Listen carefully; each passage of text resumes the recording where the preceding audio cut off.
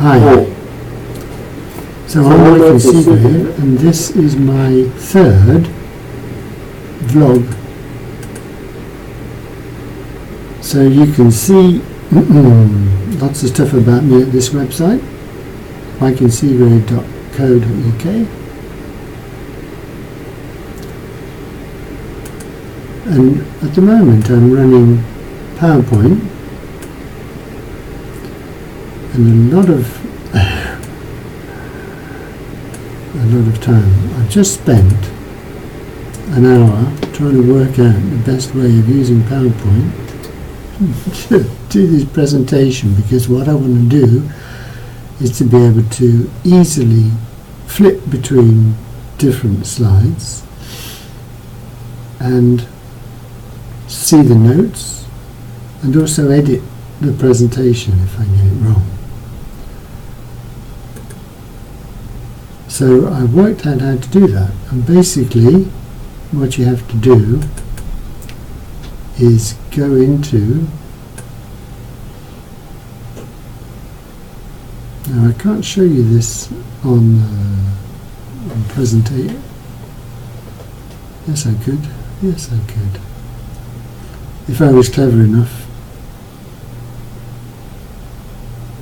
So let's stop the presentation.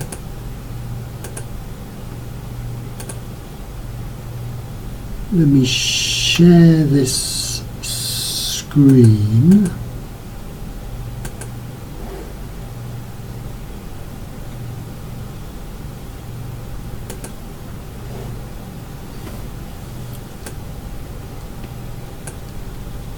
This is using XSplit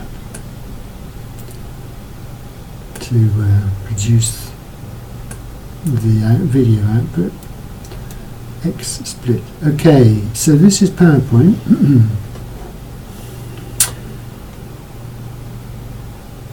At the moment I'm showing the master slide, so let's close that. So this is my first slide here, which I was showing you. And the method of running the slides, you go into slideshow, set up slideshow, which produces, you can't see that window. Let me see if I can add this flipping.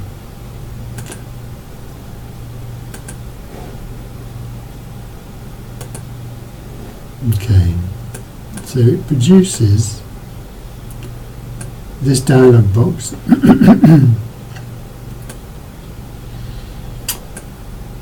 which allows you three options. You can present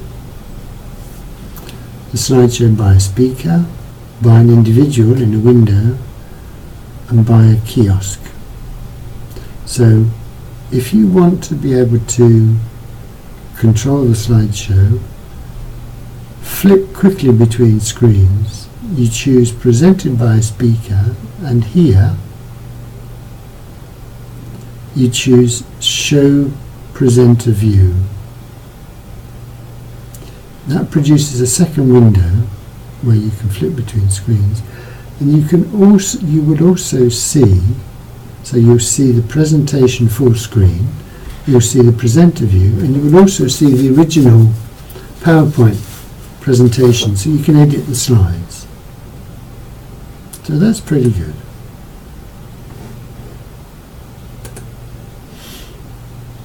So let's start the slideshow again. In fact, I think I'll start my life all over again, really. So, hello, I'm Wyken Seagrave. You can find out a heck of a lot more about me if you should want to at my website. And this is a presentation given on the 24th of December, which is Christmas Eve in the UK. In some countries, like France, presentation given on the 24th. Christmas Eve is the day when you have a meal, your main meal, and the children put out on the evening. Children put their shoes under the Christmas tree, and the next day, 25th, they receive their presents. In the UK, people sometimes hang up a stocking, which is a sock, Christmas stocking, which is then filled by Father Christmas. There's a lot I could say about Christmas, but I won't. I'll go on. So it's Christmas Eve. So today I'm going to talk about marketing. Dear.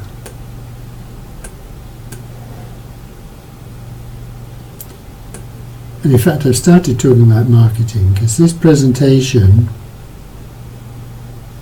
is part of my marketing effort to market myself as an author, a publisher, a marketeer, and now a vlogger, which is part of marketing in fact. I'm going to talk about finance a little bit.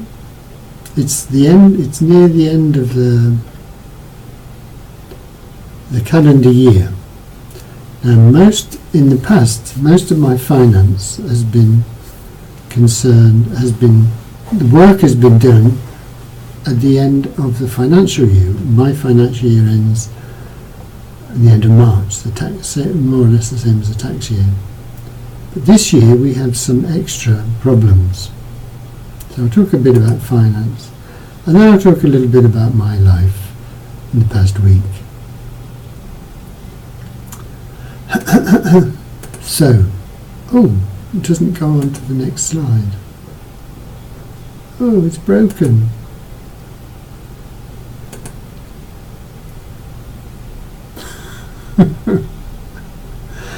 I've never used this presentation system before. It doesn't automatically go on to the next slide. You have to click on the slide you want in the presenter's control panel, which is a bit stupid. There's a zoom thing here as well. What's that? Oh, zooms the notes, the text of the notes. Okay, you can't see that. So marketing.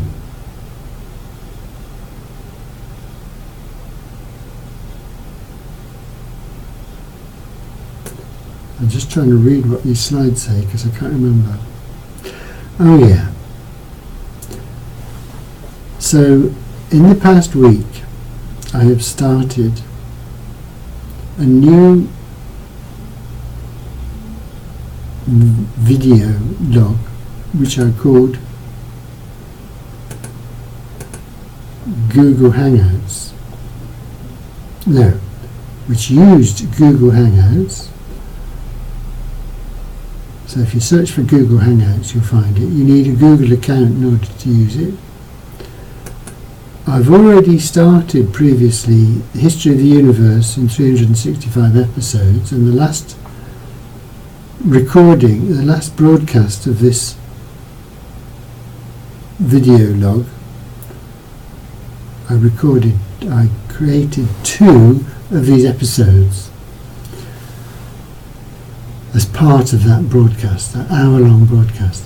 The intention was that I would then edit the broadcast using YouTube to cut out or to create the 2 episodes, which would then be broadcast on a separate channel.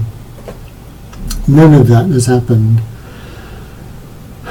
No time. Too much work. But anyway, I'd started that. This week I started another thing, the Big History of the Universe Hangout. BHOTUH, Big History of the Universe Hangout. And that was going to be done on a Tuesday evening. So I actually did that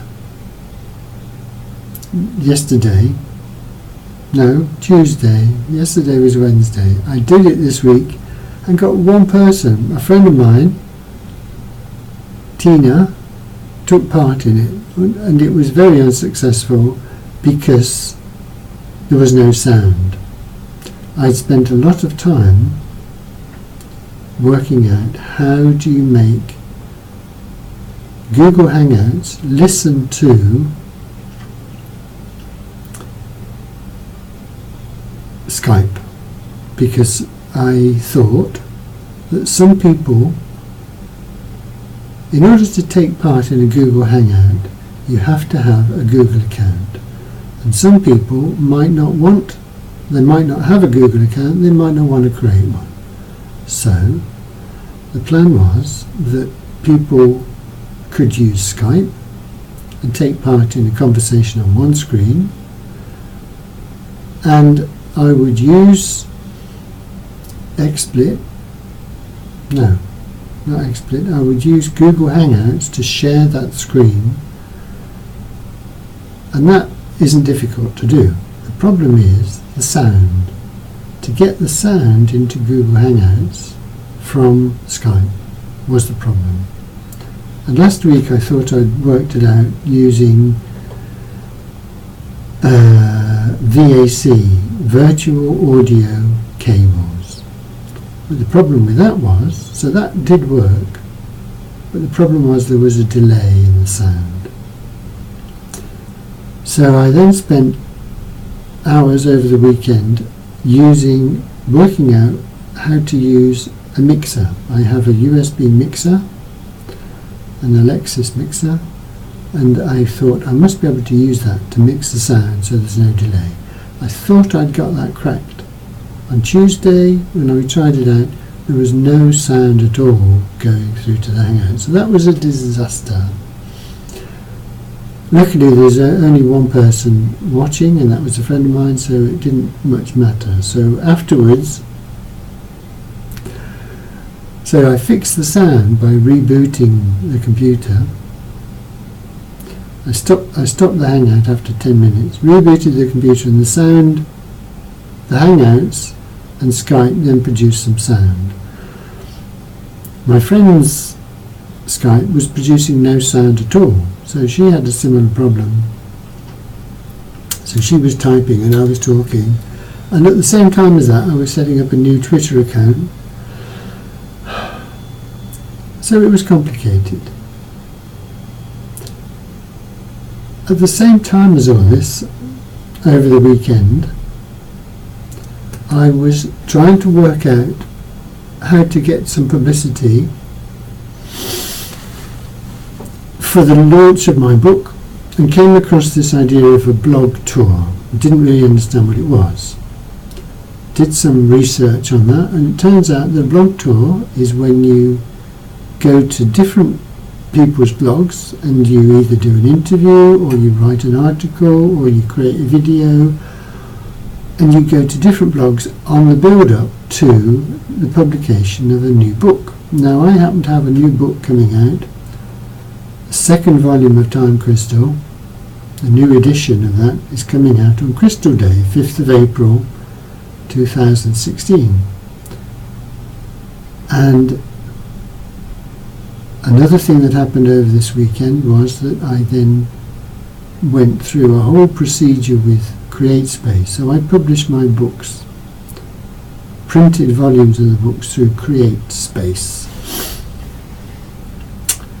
CreateSpace, I should make a note. So this is where I need to edit the slides. So let me just try to edit this slide. So to create space. So I've edited the slide. So now what happens if I click on the presentation? Oh, let's come back to the beginning. There we go. That's not bad, is it? Except for going back to the beginning, it's not bad. So CreateSpace is part of Amazon. They allow you to create a book, or a project for a new book. You upload the interior, which you have to create as a PDF, so you can do that using Microsoft Word or any other. There are other word processors are available. I use Microsoft Word. They will help you. They have a cover creator if you wish to help you create your cover, or you can download a template for the book. I create my own covers using Photoshop. You upload the cover as a PDF, and they will then check that everything fits, that the contents will fit the cover. What I wanted to do was create a version of the book, because I had identified book page is the website. Again, that's not noted on here. It's a website that will review books sometimes, if you're lucky. And I need reviews for my book. That's the principal problem that has been preoccupying me over the past week, is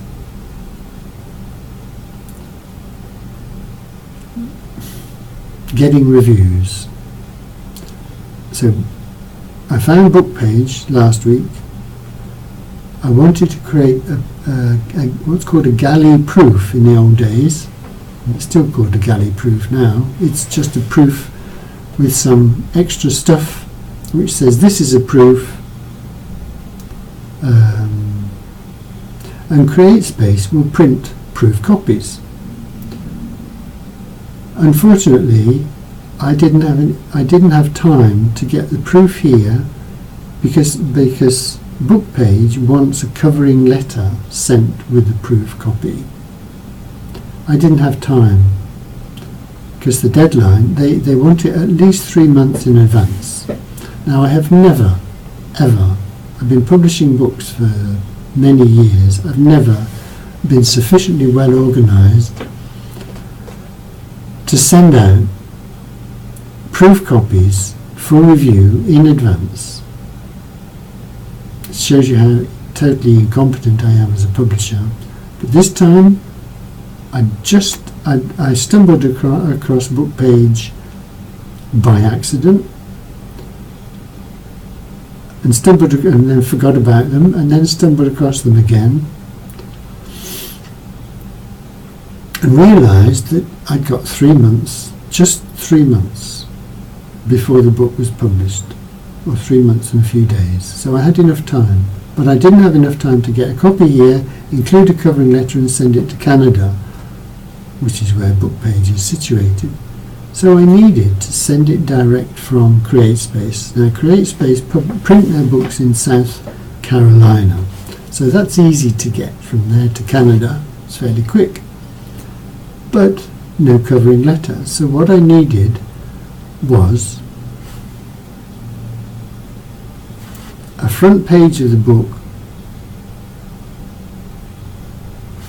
an extra page at the front, which said, this is a proof copy, please write a review, and if you do, let me know. Because the book page wants some extra information, like the ISBN. They're expecting you to print your own galley proofs, on paper and send them off, and I ain't going to do that. So I want CreateSpace to do it. So I added this extra page at the front, the covering letter, bound into the book, and then I asked CreateSpace to send me a proof copy. I thought I'll get one for myself and one for book page. CreateSpace, having accepted my order for a copy of my own book, they would not send out a copy to anybody else until I'd got mine. Well, in fact, it turns out until they'd printed and dispatched the first copy, they will only send one copy of a proof at a time. Now, CreateSpace is pretty good, but this strikes me as being a fault. They will actually send 5 copies to one address, up to 5 copies to one address, but they won't send different copies to different addresses until you've printed the first copy, until they've printed one copy of a proof. So there's a delay. Now that's not too bad if you've got time, if you've planned ahead. The moral of all this is publishers need to plan ahead. Months. So you can now see, if you're an author who's trying to find a publisher, you can now see why publishers have to plan in advance. And they say, well, we'll publish your book in 6 months or 12 months, because there's a long lead-up time. So don't blame the publishers entirely for just being lazy. They need time to prepare. But anyway, I didn't have time. So what I did was I complained to CreateSpace that they wouldn't allow me to send different proofs out, and I also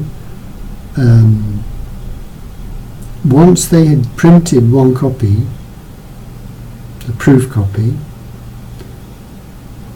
I then approved the book, so I can now send out as many copies as I want, not just one at a time. Although in fact I probably could have coped with just one at a time, because I then searched for other people who do reviews of books. I could not find anybody. Oh no, I did. I found one other magazine that would do proofs, that would do reviews. So I sent them a proof. But I decided that all this messing about with one proof at a time is no good. So I approved the book, which then gives the book a publication date of the day I published it within CreateSpace, which is not what I wanted. I wanted it to be published on Crystal Day, 5th of April. Anyway, to cut a long story short, I can now produce as many proofs as I want with this covering letter. When the book needs to be published, I need to change the interior and probably change the cover, because taking out one page can change the size of the cover, and go through the whole process of approving it again, ready for the final publication. But at the moment I can send as many proofs as I want. So that was that excitement. I think that took a few hours. Then, when I was researching this blog tour, I came across the idea of Goodreads giveaways, which I had never come across before and still don't really understand. But as far as I understand it, you can... So Goodreads is a site, again it's owned by Amazon. Amazon seems to own almost the whole of the publishing industry. And you can use that to offer to give away a copy of your book. And apparently hundreds of readers of Goodreads will request a copy of the book, and they will then help to market the book in some small way by, what do? I don't use Goodreads very much. They add the book to their reading list or something. They do something anyway, which is of benefit. But what I want are reviews. So what I'm going to have to do, I mean, this is the next project, is to work out how I'm going to get reviews by going through this giveaways business, giving away books. Ideally, you get reviews by professional reviewers, or you get reviews published, ideally, but any review is going to be good. Part of my problem is, I have lots of problems. Part of the problem with getting reviews is that this is the second volume of Time Crystal. It's called The Time Tunnel. First volume is Illustrated Cosmic Monopole. Second volume is The Time Tunnel. And I've actually started work on I've restarted work on the third volume. The third volume is half written, but has been waiting to be completed for a long time. The plan is to complete it as soon as possible. So the next project, once the current half dozen projects are done, is to work out Goodreads giveaways and start giving away books. But I think I need to be able to also give away copies of the first volume, because people won't have read it. Therefore, I think I need to prepare on CreateSpace a printed copy with a covering letter. Now that cannot be, so this first volume is already available. Oh, it's complicated. I've had enough of talking about that. What's next? Oh, I don't know which screen to click. Yeah, so a new edition of the Illustrated Cosmic Monopole is required. I have started. Shouldn't be much work, but it's some work. Okay, I don't like this. Clicking on the presentation doesn't work.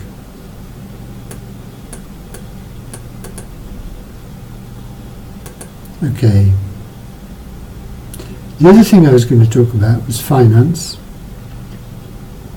The good thing about this presentation is it times how long I've been doing it. So I've been talking for 22 minutes. It's probably too long already. Finance. If you're running a business, which you are if you're an author selling books, then you need to think about finance. You need to pay tax, essentially, if you're receiving income. Therefore, in order to pay tax, you need to have accounts. You therefore need to keep records. You need to keep records of all your incomings, all your outgoings, and create accounts. This takes time, and it also takes some knowledge about how accounts work. I use a system called, what the hell is it called? I only use it once a year. Well, I use it for a few months every year. What is it called?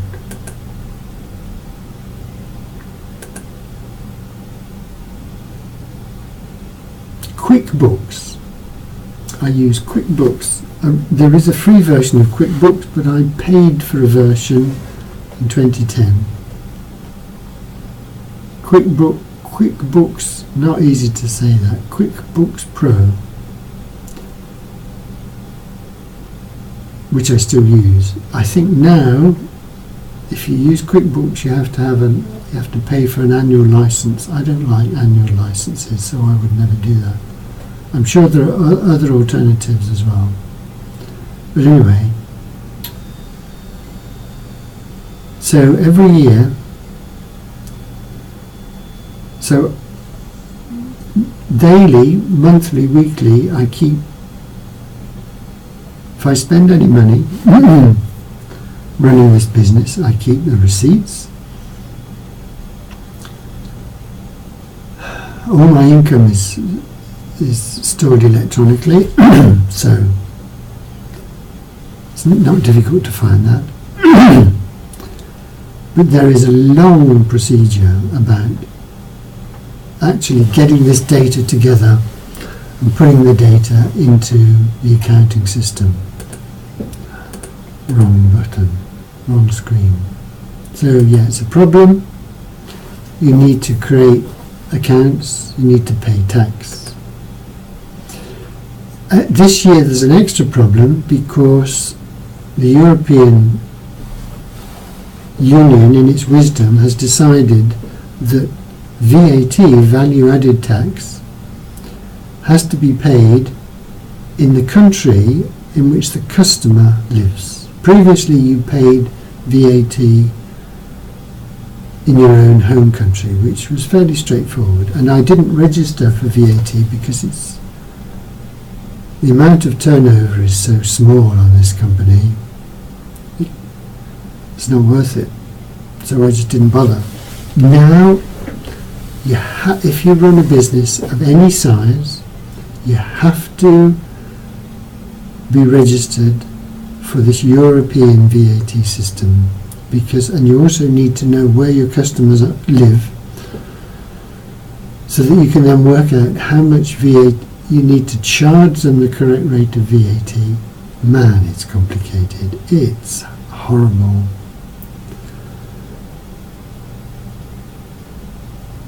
So I could talk for a long time about setting all that up and how that also does or doesn't work with Amazon. If you only sell books through Amazon, then that's a different issue. I also sell books through my own websites. So you have to be registered for this European VAT system. And in order to register for that, you have to be registered for your home country, within the UK anyway. You have to be registered for UK VAT. That's a whole extra layer of complication. Because my turnover is so small, because I didn't want to do much work, I registered for this to make a VAT return on an annual basis. The MOS system, that's the European, that's the way that the UK people make their return to the European VAT system, is called MOS. Isn't this pathetic? Ridiculous. If only I was earning enough money to pay somebody to do all this, but I have to do it all myself.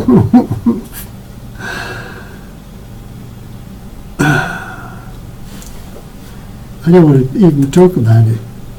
Yeah, so my sales of electronic books, and I've just recently started selling paperback books through the system, is called ECWID. It's a Russian website which you can create a free account on, and they will take orders. They will, if it's an electronic book, they will dispatch the book. So it's similar to Amazon, except you get all the money. If you sell books through Amazon, through Kindle, the Kindle website and Amazon, you get a small cut. Amazon keep, I don't know how much, a lot. With this, you don't pay anything, except I pay PayPal. PayPal handles the financial transactions. They charge a few %. So I get most of my money comes that way. I get money through Amazon, through CreateSpace, but it's much less than I get through ECWID. So highly recommend that. Having sold your books, in order to produce, now this is the key that I wanted to talk about, in order to produce the VAT return, you have to do an analysis. You have to get a report, a sales report, out of ECWID. You have to analyse where your customers are. Before you do all this, you have to put into ECWID the VAT rate for every country in the European, all 28 countries. You have to maintain their VAT rates. It's a joke. You have to then, every quarter, because MOS returns have to be made every quarter, you need to do an analysis of which countries your customers live in and how much VAT you have charged, because I don't know, and then you have to make a return based on that. To produce that spreadsheet, I mean, you know, Is the average business person going to do all this? No, of course they're not. But you have to in order to run a small business. An accountant is going to charge you, unless you know a friendly accountant who does it for nothing, an accountant's going to charge you at least £1,000, dollars, euros to do all this. And then the UK VAT. I'm going to do a nil return for UK VAT. I could claim VAT on all my purchases, but I ain't going to. And since I'm doing a nil return, I don't need to charge VAT for European sales. So that's good. That's my understanding of it anyway. So I've registered my VAT for Europe from 0. I hope that's right. But man, it's so complicated. Next slide. I'm going to finish in a minute. So about my life. So I was going to talk about measuring how many steps I've done. The weather, it's winter, right? Winter started on the 21st of December. It's winter. The weather is lousy. We're getting storms here. Winds, cloud, rain. So I don't go out much. But every week I measure how many steps I've done. Yesterday I went for a walk, so that was good. Another thing I did, I went to Warwick University Arts Centre, which is just a short bicycle ride, a short walk away, and watched the film Bridge of Sighs, and I was going to talk about that. The cinema was crowded. I've never seen so many people in that, or not for a film anyway. And the film was good. People around me at the end said that was good. That was really good. What was the film about? Oh yeah, it was about a guy, an American lawyer, who was such a good lawyer that he was requested to defend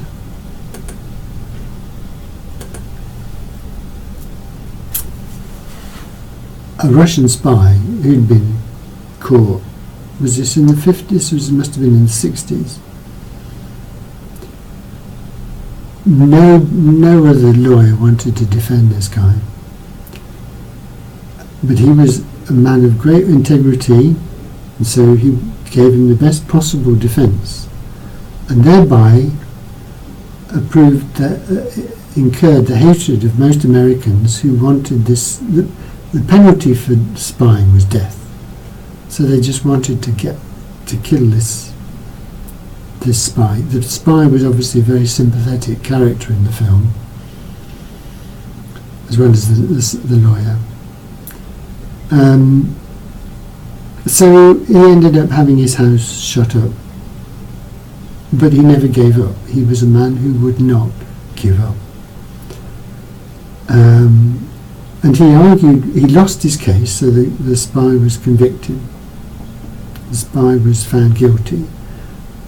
He argued with the judge privately that the sentence should not be death, he should be imprisoned, because if an American spy was found, they would have him as a bargaining chip, and if they killed him, they would have nothing to bargain with. The judge unbelievably accepted this, because the judge had been totally biased and, in fact, not given a fair trial. And so the story then proceeded as to what happened next. And in fact, at the end of the film, you saw that this lawyer went on to be employed by President Kennedy and ended up negotiating the release of thousands and thousands of prisoners. It mentioned the prisoners from Cuba and so on. So it was a good film. Highly recommended. So that's my week. And that's been 34 minutes, and I'm not going to record at the moment any of these Hotu 365 episodes. I think I've done my bit. So this will be broadcast tonight, hopefully, because this is a recording I'm making at Well, it's now 8 o'clock in the morning, time for breakfast. So we'll see if I can then upload the recording to YouTube as part of the broadcast tonight. It will save me having to worry about what I'm going to say. Thank you for watching if you have been. And if you haven't been, why not?